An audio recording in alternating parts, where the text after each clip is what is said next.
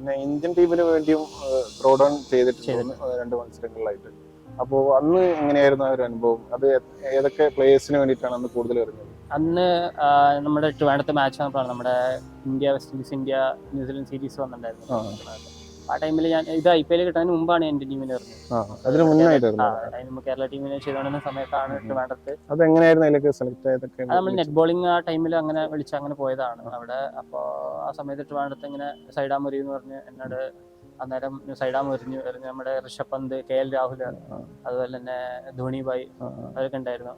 അവർക്കൊക്കെ എറിഞ്ഞപ്പോഴത്തേക്കും അന്നേരം ഭയങ്കര എക്സൈറ്റഡ് ആണ്. കാരണം നമ്മൾ ഇത്രയും ആൾക്കാരുടെ ഇടപെടലൊന്നും, നമ്മളെ പെട്ടെന്ന് ഫസ്റ്റ് ടൈമാണ് ഇന്ത്യൻ ടീം ഇത്രയും വലിയ പ്ലേയേഴ്സ്, സ്റ്റാർഡം ഉള്ള പ്ലേയേഴ്സിനെ എറിയുന്നത്. അതിന്റെ ഒരു ടെൻഷൻ കുറച്ചുണ്ടായിരുന്നു. ഒരു 3-4 ബോൾ കഴിഞ്ഞപ്പോഴാണ് ഒന്ന് സെറ്റ് ആയത്, റിതമൊക്കെ കിട്ടിയത്. നന്നായിട്ട് എറിയണ്ടെന്ന് പറഞ്ഞു. ധോണി ഭായ് കുറച്ച് നേരം സംസാരിച്ചു. സൈഡാം ഇങ്ങനെ ലെഫ്റ്റ് ഹാൻഡേഴ്സ് വേറാണ്, പേഴ്സീവ് ചെയ്യണം എന്നുള്ള കാര്യങ്ങളൊക്കെ സംസാരിച്ചു. നമ്മുടെ രഘുഭായ് അറിഞ്ഞ സമയത്ത് ടീമിന്റെ ത്രോവർ, അപ്പൊ രഘുഭായിന്റെ അടുത്തും കുറച്ച് സംസാരിച്ചു. പുള്ളി പണ്ട് തൊട്ടേ ഇന്ത്യൻ ടീമിന്റെ ത്രോവറാണ്, ബാംഗ്ലൂരിലുള്ള ആളാണ്.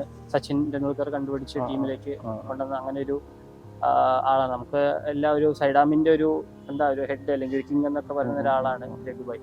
പുള്ളിയുടെ അടുത്ത് കുറെ സംസാരിക്കുകയുണ്ടായി, നമ്മുടെ കരിയർ എങ്ങനെ മുന്നോട്ട് കൊണ്ടുപോകാന്നുള്ള കാര്യങ്ങൾ കുറച്ച് ഗൈഡൻസ് പുള്ളി തന്നു.